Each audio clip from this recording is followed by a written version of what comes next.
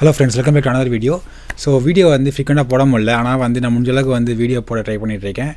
இப்போது இந்த வீடியோ என்ன பார்க்க போகிறோம் அப்படின்னா வந்து லாஸ்ட்டு ஒரு 2-3 வீக்ஸாக இல்லை மோர் தென் என் மந்த்து வந்து மார்க்கெட் கீழே தான் போயிட்டுருக்கு.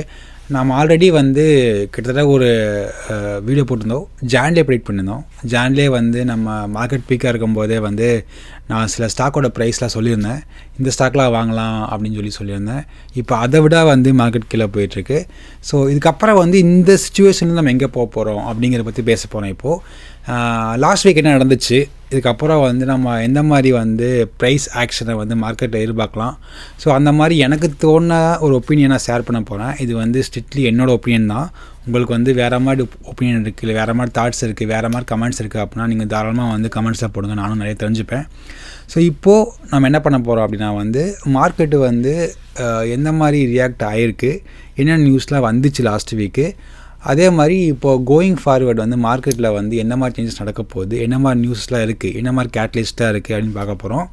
ஸோ நிறையா பேச போகிறோம், நிறைய தெரிஞ்சுக்க போகிறீங்க. ஸோ நானும் நிறையா முடிஞ்ச அளவுக்கு ரிசர்ச் பண்ணி உங்கள்கிட்ட ஷேர் பண்ணுறேன். ஸோ ஹோப்ஃபுல்லி இந்த வீடியோ வந்து ரொம்ப ஹெல்ப்ஃபுல்லாக இருக்கும். நீங்களும் வந்து உங்கள் ஃப்ரெண்ட்ஸ் ஷேர் பண்ணுங்கள். வாங்க வீடியோக்குள்ளே போகலாம். ஸோ லாஸ்ட் வீக் பார்த்திங்க அப்படின்னா வந்து ரொம்ப ஒரு இம்பார்ட்டன்ட் நியூஸ் அப்படின்னு பார்த்திங்கன்னா வந்து இன்ஃப்ளேஷன் டேட்டா, சிபிஐ டேட்டா வந்து நம்ம ஃப்ரைடே வந்து வந்துச்சு நம்மளுக்கு. ஸோ ஃப்ரைடே வந்த டேட்டா வந்து பார்த்திங்க அப்படின்னா வந்து ரொம்ப ஒரு நோட் பண்ணக்கூடிய ஒரு டேட்டா தான். இப்போது நம்ம சிபிஐ டேட்டாவும் ஜிடிபி டேட்டாவும் வந்து ரிலேட் பண்ண போகிறோம். இப்போது சிபிஐ டேட்டாக்கும் ஜிடிபி டேட்டாக்கும் என்ன சம்மந்தம் அப்படின்னு கேட்டிங்க அப்படின்னா வந்து ஜிடிபி டேட்டா வச்சு தான் நம்ம வந்து ரிசெஷன் வந்து டிக்ளேர் பண்ண போகிறாங்க. ஸோ எப்படி ரிசெஷன் டிக்ளேர் பண்ணுவீங்க அப்படின்னு நீங்கள் வந்து கொஸ்டின் கேட்கலாம். நம்ம ஆல்ரெடி ரிசெஷனில் இருக்கோமா இல்லையா அப்படின்னு கொஸ்டின் நிறைய பேருக்கு வரலாம். ஏன்னா மார்க்கெட் ஆல்ரெடி கீழே போய்கிட்டு இருக்கே, நம்ம ஏன் வந்து ரிசெஷன் இப்போ சொல்லக்கூடாது அப்படின்னு பார்த்தீங்க அப்படின்னா, அஃபிஷியலி இப்போது மீடியா வந்து நாங்கள் ரிசெஷனில் இருக்கோம் அப்படிங்கிறது வந்து ஒரு டிக்ளேர் பண்ணணும் அப்படின்னா அதை மீடியா வந்து எல்லாருக்கும் சொல்லணும் அப்படின்னா வந்து அது எப்படி பண்ணுவாங்க அப்படின்னா வந்து ஜென்ரலாகவே ரெண்டு குவார்ட்டர் வந்து நெகட்டிவ் ஜிடிபி க்ரோத் இருந்தால் தான் வந்து நாம் வந்து ரிசெஷன் வந்து டிக்ளேர் பண்ண போகிறாங்க. இப்போ நீங்கள் கேட்கலாம், இப்போ இன்ஃப்ளேஷனும் ஜிடிபி வந்து சேமா அப்படின்னு கேட்டால் கண்டிப்பாக சேம் கிடையாது. ஆனால் இன்ஃப்ளேஷன் வந்து ஜிடிபியோட நம்பர்ஸ்க்கு வந்து ரொம்ப ஒரு இம்பார்ட்டன்ட், கிட்டத்தட்ட ஒரு 70% கூட சொல்லலாம் நம்ம. ஸோ அந்தளவுக்கு வந்து ஒரு இம்பார்ட்டண்டான ஒரு ரோல் ப்ளே பண்ணுது.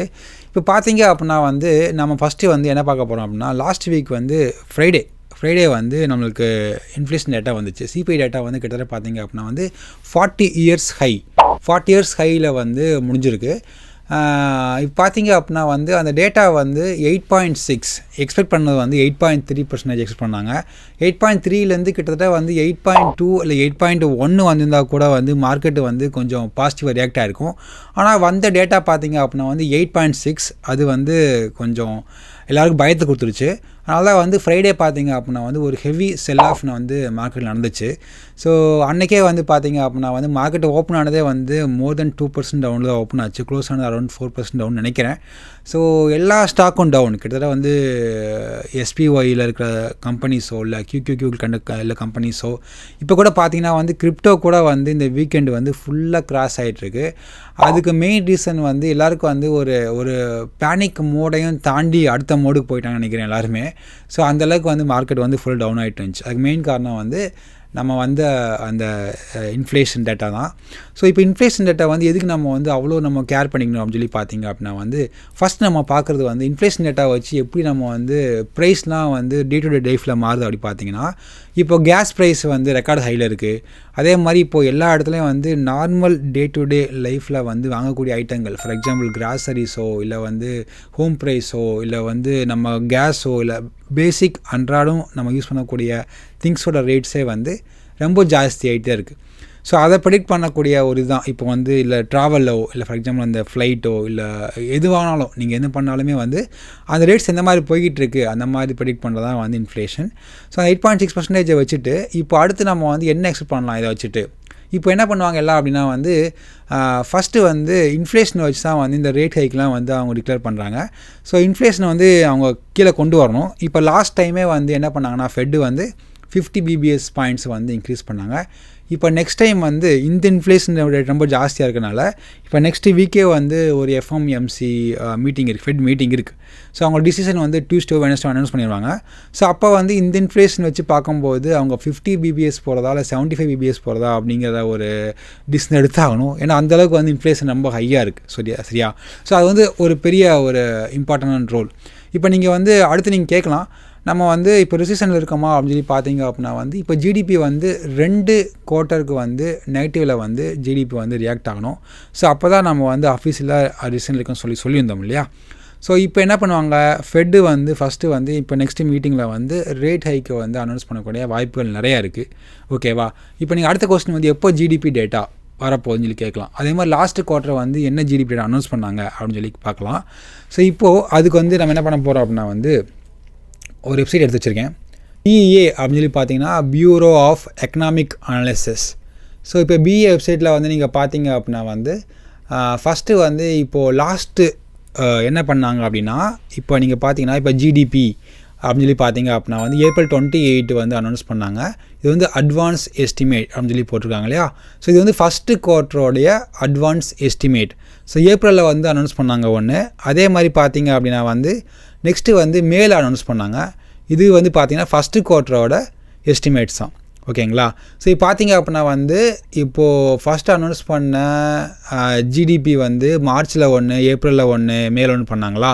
ஃபஸ்ட்டு ஏப்ரலில் சொல்லி பார்த்தீங்க அப்படின்னா வந்து அது ஃபஸ்ட்டு குவார்ட்டரோடைய அட்வான்ஸ் எஸ்டிமேட் சொல்லி பார்த்தீங்கன்னா அங்கே என்ன போட்டிருக்காங்கன்னா decreased at annual rate of 1.4% of first quarter 2022 போட்டிருக்காங்க. ஸோ இதுவே வந்து நமக்கு நெகட்டிவ் நியூஸ் தான். ஸோ இதுக்கப்புறமே மார்க்கெட் வந்து ரொம்ப வந்து கீழே போச்சு April 28க்கு அப்புறம். அதே மாதிரி பார்த்தீங்க அப்படின்னா வந்து இப்போது மே டேட்டா வரும். ஸோ மே டேட்டா வந்து பார்த்திங்கன்னா வந்து நம்ம எக்ஸ்பெக்ட் பண்ண ஜிடிபியோட நெகட்டிவ் க்ரோத் வந்து 1.4 ஆல்ரெடி ஏப்ரலில் வந்து காமிச்சாங்க இல்லையா?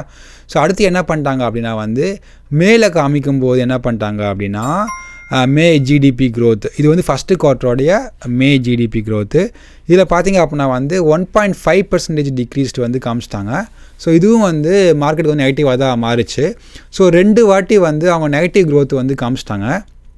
இப்போ அடுத்து வந்து பார்த்தீங்க அப்படின்னா ஃபஸ்ட்டு குவார்ட்டரோடைய எண்டிங் அப்படின்னு சொல்லி பார்த்தீங்க அப்படின்னா ஜூன் 28 நினைக்கிறேன், 29 வந்து ஃபஸ்ட்டு குவார்ட்டரோடைய ரிவைஸ்டு இது பார்த்தீங்கன்னா வந்து ஃபஸ்ட்டு குவார்ட்டரோடைய தேர்ட் எஸ்டிமேட். ஃபஸ்ட்டு 2 எஸ்டிமேட் பார்த்தோம் இல்லையா, ஏப்ரல் மே. அவங்க என்ன பண்ணுவாங்கன்னா வந்து இப்போ last quarter for example Jan to மார்ச்சோட டேட்டா வந்து ஏப்ரல் மே ஜூனில் வந்து விடுவாங்க. ஸோ இந்த ஃபஸ்ட்டு குவார்ட்டரோடைய ஜிடிபி வந்து இப்போது எப்போ எண்ட் ஆகுது அப்படின்னா ஜூன் 29 முடியுது. ஸோ இந்த டேட்டா வச்சுட்டு நம்ம வந்து ஜிடிபி வந்து 3 வாட்டி அந்த ஃபஸ்ட்டு குவார்ட்டரோடது வந்திருக்கு, நெகட்டிவாக வந்திருக்கு அப்படின்னா ரிசல்ட் டிக்ளேர் பண்ண முடியாது. ஏன் அப்படின்னா வந்து ஜிடிபியோட 2 குவார்ட்டரோடைய நெகட்டிவ் க்ரோத்து ஜிடிபி இருந்தால் தான் ரிசல்ட் டிக்ளேர் பண்ணுவாங்க. அது எப்போ டிக்ளேர் பண்ண முடியும் அப்படின்னா இப்போது 2 குவார்ட்டர் கம்பைன் பண்ணோம் அப்படின்னா first quarter plus second quarter. இப்போ செகண்ட் குவார்ட்டரோடைய ஃபஸ்ட்டு ஜிடிபி அந்த என்ன சொல்கிறது முன்னாடியே பண்ணுற அந்த ரிவ்யூ இருக்கு இல்லையா, அட்வான்ஸ் எஸ்டிமேட். ஸோ அந்த ரிவ்யூ எப்போ விடுவாங்க அப்படின்னா வந்து ஜூலை 28 இந்த டேட் போட்டிருக்காங்க. ஜூலை 28 வந்து ஜிடிபி வந்து செகண்ட் குவார்ட்டருடைய அட்வான்ஸ் எஸ்டிமேட் வந்து ரிலீஸ் ஆக போகுது. இந்த டேட் தான் வந்து ரொம்ப ரொம்ப இம்பார்ட்டண்டான டேட்டு. ஸோ இந்த டேட்டை வச்சு தான் வந்து நம்ம வந்து இப்போது ரெசிஷனில் இருக்கோமா இல்லையாங்கிறத வந்து அஃபீஷியலாக டிக்ளேர் பண்ண முடியும். ஸோ ஃபஸ்ட்டு வந்து இப்போ ஜூனில் வர்ற இந்த ஜிடிபி இருக்கு இல்லையா, இந்த ஜூனில் வர்ற ஜிடிபி வந்து பார்த்திங்கன்னா ஃபஸ்ட்டு குவார்ட்டரோடைய ஜிடிபி. அதே மாதிரி நெக்ஸ்ட்டு வந்து பார்த்திங்க அப்படின்னா சொன்ன மாதிரி வந்து ஜூலை 28 இது வந்து உங்கள் காலண்டரில் வந்து குறித்து வச்சுருக்காங்க. இந்த டேட் தான் வந்து நாம் வந்து அஃபிஷியலாக ரிசெஷனில் இருக்கோம் அப்படின்னு டிக்ளேர் பண்ணக்கூடிய டேட். ஸோ இந்த டேட்டில் வந்து அவங்க நெகட்டிவ் க்ரோத் வந்து ஜிடிபி காமிச்சிட்டாங்க அப்படின்னா we are officially into the recession. ஓகேங்களா? ஸோ இப்போது நம்ம என்ன பார்க்க போகிறோன்னா லாஸ்ட் வீக் வந்து சொன்ன இன்ஃப்ளேஷன் டேட்டா வச்சுட்டு எப்படிலாம் வந்து இம்பேக்ட் ஆகும்னு சொல்லி பார்த்தோம். ஃபெட் ஹைக்கு எக்ஸ்பெக்ட் பண்ணலாம், அதே மாதிரி ஜிடிபியோட இது நெகட்டிவ் எக்ஸ்பெக்ட் பண்ணலாம். இப்போ ஜிடிபியோட நெகட்டிவ் வந்து எப்படி வந்து நம்ம இன்ஃப்ளேஷன் ரிலேட் பண்ண சொல்லி பார்த்தீங்க அப்படின்னா இப்போது இப்போ எடுத்துக்கோங்களேன். இப்போது ரொம்ப சிம்பிள். இப்போ இன்ஃப்ளேஷன் என்ன ஆகுதுன்னா வந்து ரேட்லாம் இன்க்ரீஸ் ஆகிட்டே போயிட்டுருக்கு. நம்ம வாங்கக்கூடிய அன்றாடம் வாங்கக்கூடிய ப்ரைஸ்லாம் வந்து இன்க்ரீஸ் ஆகிட்டே போயிட்டுருக்கு. இப்போ கூகுள் சர்ச்சில் நீங்கள் பார்த்தீங்க அப்படின்னா கூகுள் சர்ச்சில் வந்து இப்போ ரிசெஷன் சொல்லி பார்த்தீங்க அப்படின்னா ரீசெண்டாக வந்து அந்த ரிசெஷனோட சர்ச் பெர்சன்டேஜை பார்த்தீங்க அப்படின்னா வந்து இன்க்ரீஸ் ஆகிட்டே போயிட்டுருக்கு. ஸோ தட் மீன்ஸ் வந்து எல்லாருக்கும் வந்து அந்த ரிசெஷனுடைய பயமே வந்து நிறைய பேருக்கு வந்துருச்சு. ஓகேங்களா?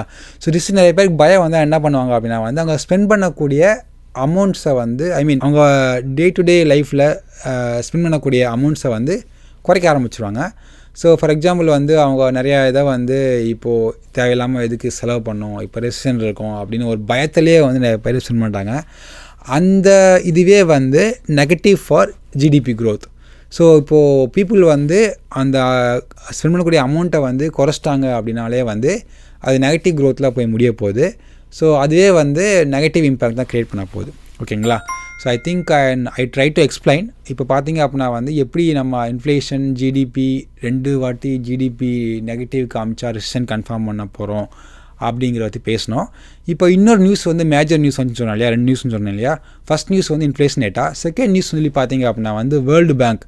ஸோ வேர்ல்டு பேங்க் வந்து ஒரு வார்னிங் கொடுத்துருக்காங்க. என்ன வார்னிங் கொடுத்தாங்க அப்படின்னா வந்து வேர்ல்டு பேங்க் வந்து most countries headed for recession and wants a possible return to 1970s stagflation. என்னடா புது வேர்ட் ஸ்டாக்ஃப்ளேஷன் பார்க்குறீங்களா? ஸ்டாக்ஃப்ளேஷன் சொல்லி பார்த்தீங்க அப்படின்னா வந்து ஸ்டாக்ஃப்ளேஷன் என்ன அப்படின்னு சொல்லி பார்த்தீங்க அப்படின்னா ஸ்டாக்ஃப்ளேஷனாக வந்து காம்பினேஷன் ஆஃப் 3 ஃபேக்டர்ஸ். ஓகேவா? ஒன்று வந்து ஸ்லோ எக்கனாமிக்கல் க்ரோத், ஐ மீன் ஜிடிபி நெகட்டிவ் க்ரோத்து, அதான் ஸ்லோ எக்கனாமிக்கல் க்ரோத்து. அதே மாதிரி ஜாப்லெஸ் வந்து நிறையா இன்க்ரீஸ் ஆகிட்டே இருக்கும். ஓகேவா? ஸோ அதே மாதிரி பார்த்தீங்க அப்படின்னா வந்து இது இன்ஃப்ளேஷனோட இந்த 3 காம்பினேஷன் சேர்த்து ஸ்லோ எக்கனாமிக்கல் க்ரோத்து, ஜாப்லெஸ்ஸு, இப்போ நிறையா வந்து கம்பெனி லே ஆஃப் பண்ணுவாங்க, இது எல்லாமே ஹை இன்ஃப்ளேஷன், இதெல்லாம் சேர்த்தா வந்து ஸ்டாக்ஃப்ளேஷன் வந்து வந்துச்சு அப்படின்னா வந்து இப்போ 1970s வந்து அந்த மார்க்கெட் ரெக்கவர் ஆகிறதுக்கே வந்து ரொம்ப நாளாச்சு. அதனால் வந்து இப்போ வேர்ல்டு பேங்க்கே வந்து ஒரு வார்னிங் கொடுத்துருக்காங்க. வேர்ல்டு பேங்க் எல்லாருக்குமே தெரியும். இப்போ ஏதாவது கம்பெனி வந்து ஒரு கண்ட்ரி வந்து ஒரு பெரிய ஒரு கான்ஃப்ளிக்டில் இருக்குது, இல்லை வேர்ல்டு வார் இருக்குது, இல்லை கம்பெனி வருது, அந்த கண்ட்ரினால வந்து ரெக்கவர் ஆக முடியல அப்படின்னா வந்து வேர்ல்டு பேங்க் வந்து ஹெல்ப் பண்ணுவாங்க. நம்மளே கேள்விப்பட்டிருக்கோம், உலக வங்கியில் வந்து இந்தியாவுக்கு இவ்வளோ கடன் இருக்குது அப்படின்னு சொல்லி, இல்லை அமெரிக்காவுக்கு கடன் இருக்குது, எல்லா கண்ட்ரிக்குமே வந்து கடன் இருக்கும். ஸோ அந்த மாதிரி ஒரு சேவ் பண்ணக்கூடிய இப்போ 189 கண்ட்ரிஸ் நினைக்கிறேன் வேர்ல்டு பேங்க்கோட மெர்ஜாக இருக்கிறது. ஸோ அவ்வளோட கண்ட்ரியோட ப்ராப்ளத்தையும் சால்வ் பண்ணக்கூடிய வேர்ல்டு பேங்க் வந்து என்ன சொல்லியிருக்காங்க அப்படின்னா வந்து ஒரு வார்னிங் கொடுத்துருக்காங்க. எல்லா கண்ட்ரி வந்து இப்போது ஸ்டாக்ஃப்ளேஷன் ஃபேஸ் பண்ண போகுது, அவங்க வந்து எல்லாமே வந்து ஹெட்டிங் ஃபார் த ரிசெஷன் அப்படின்னு சொல்லி ஒரு வார்னிங் கொடுத்துருக்காங்க. அது வந்து ஒரு மிகப்பெரிய நியூஸ் தான். ஓகேவா? ஸோ அதனால் வந்து என்ன பண்ணுறாங்க அப்படின்னா வந்து இந்த மாதிரி ஏகப்பட்ட நெகட்டிவ் நியூஸ் வந்து நம்மளுக்கு வந்து வந்துட்டு இருந்தனால வந்து பீப்புள் வந்து நிறையா செல் பண்ணக்கூட ஆரம்பிச்சிட்டாங்க. நிறையா மார்க்கெட்டில் வந்து செல் ஆஃப் நடந்துச்சு. அந்த செல் ஆஃப் வந்து இன்னும் கண்டினியூ ஆகும் அப்படின்னு நான் நினைக்கிறேன். இப்போது எஃப்எம்சி ஃபெட் மீட்டிங் முன்னாடி ஒரு ஸ்மால் ரேலி கூட இருக்கலாம். ஆனால் அந்த ரேலி வந்து சஸ்டெயின் ஆகுமா அப்படின்னு சொல்லி கேட்டிங்கன்னா வந்து என்னோடய பாயிண்ட் ஆஃப் வியூ சஸ்டெயின் ஆகாது. ஏன்னா அடுத்து வந்து நம்ம வந்து குவான்டிடேட்டிவ் டைட்டனிங் அப்படின்னு சொல்லி ஒரு இதுக்கு வந்து போகிறோம். இப்போ அது வந்து ஒரு பெரிய டாபிக். ஆனால் குயிக்காக வந்து சொல்லணும், அதை வந்து ரொம்ப சிம்பிளாக சொல்லணும் அப்படின்னா வந்து நம்ம கொரோனா சமயத்தில் வந்து என்ன பண்ணாங்கன்னா ஃபெட்டு வந்து மார்க்கெட்டை சேவ் பண்ணதுக்காக வந்து அவங்க இந்த கம்பெனி பாண்ட்ஸ்லாம் வந்து வாங்க ஆரம்பித்தாங்க இல்லையா. ஸோ அதுக்கு அப்படி ரிவர்ஸ் தான் வந்து குவான்டிடேட்டிவ் டைட்டனிங், QT அப்படிங்கிறாங்க இல்லையா. ஸோ அது வந்து ஆல்ரெடி லாஸ்ட் மீட்டிங்லேயே வந்து ஃபெட் என்ன சொன்னாங்கன்னா வந்து நாங்கள் வந்து பேலன்ஸ் ஷீட்டை வந்து ஸ்டாப் பண்ண போகிறோம், பேலன்ஸ் ஷீட்டை வந்து இது பண்ண போகிறோம், இதுக்கப்புறம் வந்து எந்த பாண்ட்ஸ் வாங்க மாட்டோம், ஸோ இதுக்கப்புறம் வந்து திரும்ப வந்து அதை ரிவர்ஸ் பண்ண போகிறோம், ஓகேங்களா, திரும்ப வாங்க போகிறோம் அந்த பாண்ட்ஸை. அந்த மாதிரி இப்போது என்னெல்லாம் வந்து கம்பெனிகிட்ட வந்து பாண்ட்ஸை வாங்கினாங்களோ அதை திரும்ப கொடுக்க போகிறாங்க. ஸோ இப்போ என்ன ஆகும், அதனால் வந்து அப்படி பார்த்திங்க அப்படின்னா வந்து அந்த ஆப்போசிட் ரியாக்ஷன் நடக்கும். இப்போ பாண்ட்ஸ் நிறையா வாங்க என்ன ஆயிடுச்சு, மார்க்கெட் மேலே போச்சு இல்லையா. ஸோ இப்போது அதுவும் வந்து என்ன பண்ண போகிறாங்கன்னா உடனே ஒன் டைம் வாங்க மாட்டாங்க, ஒரு மந்த்து வந்து some billions, I think 80 billions or 30 billions something, second month வந்து இவ்வளோ, அந்த மாதிரி மந்த் ஆன் மந்தில் வந்து அவங்க என்ன பண்ணுவாங்கன்னா அதை வந்து திரும்ப வந்து விற்க ஆரம்பிப்பாங்க. ஸோ இது வந்து மார்க்கெட்டில் வந்து நெகட்டிவ் இம்பேக்டை கொடுக்க போகுது. ஸோ பாசிட்டிவாக வந்து இப்போ வரைக்கும் வந்து எந்த நியூஸுமே வரல. பட் ஃபிங்கர்ஸ் கிராஸ்ட், நம்ம வந்து ஜூலை 29th வந்து நம்ம ஜிடிபி நெகட்டிவ் க்ரோத் எக்ஸ்பெக்ட் பண்ண மாட்டோம்னு சொல்லி நம்புவோம். அப்படி பாசிட்டிவாக இருந்துச்சுன்னா அதுதான் வந்து மார்க்கெட்டோட first positive news to recover. அதை தாண்டி வந்து எனக்கு தெரிஞ்சு வந்து இப்போதைக்கு மார்க்கெட் ரெக்கவர் ஆகிறதுக்கு வந்து வாய்ப்புகள் ரொம்ப கம்மி தான். இன்னும் கொஞ்ச நாள் கண்டினியூ ஆகலாம். ஆனால் வந்து ரிசெஷன் தான் வந்து best time to buy your favourite stocks. So நீங்கள் இன்னமும் வந்து keep doing dollar cost average. இப்போ நிறையா ஸ்டாக் வந்து கீழே வந்திருக்கு. ஸோ நல்ல ஆப்பர்ச்சுனிட்டி யூஸ் பண்ணிக்கோங்க. ஸோ அதான் எனக்கு தெரிஞ்சு நான் பண்ணிகிட்ருக்கேன். நானும் தான் பண்ணிகிட்ருக்கேன். இது என்னோடய ஒப்பீனியன். ஐ திங்க் வீடியோ இப்போ முடிச்சுக்கலாம். இதுக்கப்புறம் இன்னொரு வீடியோவில் நம்ம டீட்டெயிலாக பேசலாம். தேங்க்ஸ் ஃபார் வாட்சிங் this video and see you next video. Bye.